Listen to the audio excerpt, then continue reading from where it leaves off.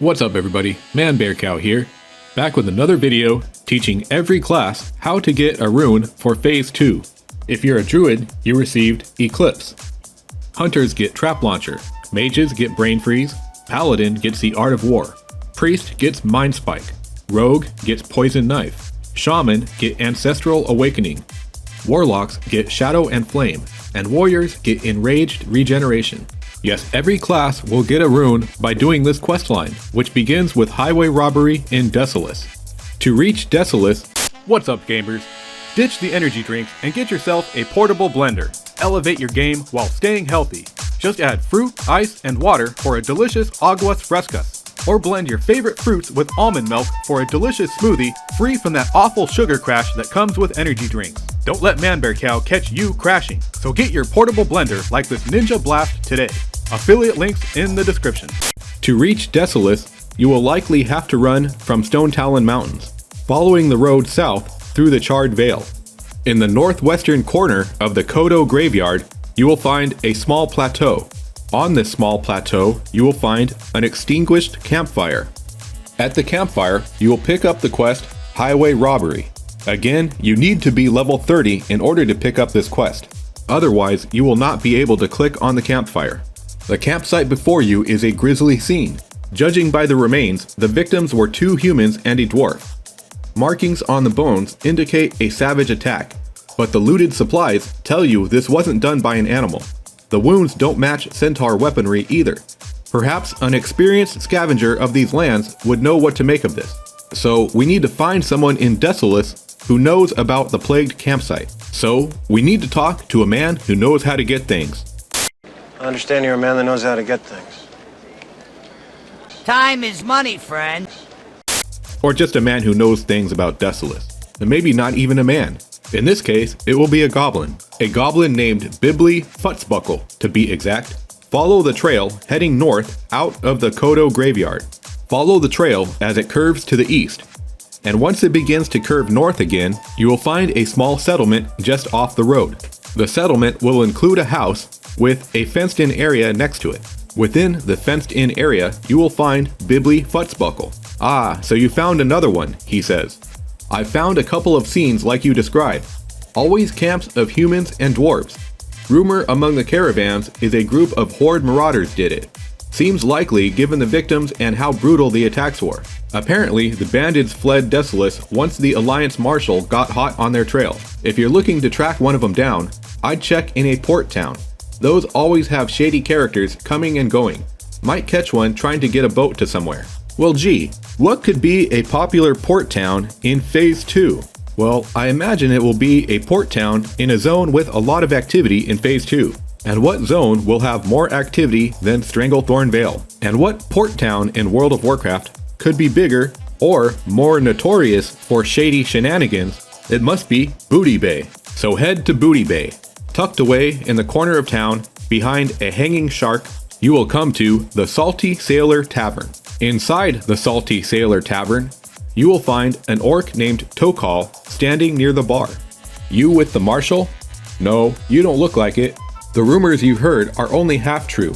Yes, we were pillaging human and dwarven camps, but we weren't doing it for the horde. We were privately employed. I'll tell you the whole story if you buy me some grog. Right behind Tokal, you can speak to the bartender, Nixrax Fill-A-Mug. Buy a cherry grog from Nixrax, and then give the cherry grog to Tokal. Ah, that's the stuff. Now where was I? As I was saying, our boss wasn't with the horde. She was a night elf named Ilari Duskfeather. She gave us intel on the camps, and even let us keep most of the loot. She only kept a few of the rarer finds. Once the marshal was on our tail though, she left us for dead. I don't know her motives, but I think we were set up as patsies. I'm not the vengeful type, but I won't stop someone else from hunting her down. If you're looking for her, she once mentioned a hideout somewhere near Arathai. Alright, so now we head to Arathai Highlands. If you're a horde character, the closest town is probably Taranmill. If you're an alliance character, you'll probably come from South Shore or Menethil Harbor. When you reach the giant stone bridge to the wetlands, on the Arathai Highlands side of the bridge, you will see a small wooden rope bridge. Cross the wooden rope bridge and then head down the slope. At the bottom of the slope, along the water side, you will find a small boat. Right-click on the boat and it will take you east to an area called the Forbidding Sea. Here you will find a small farm, and on that small farm is a small dock. And on that small dock, you will find Illari Duskfeather.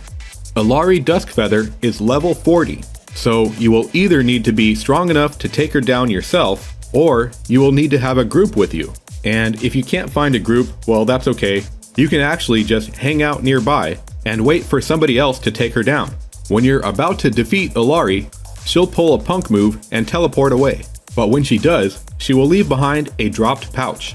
Right-click the dropped pouch to pick up Illari's key. And again, you actually don't have to take down Illari Duskfeather yourself.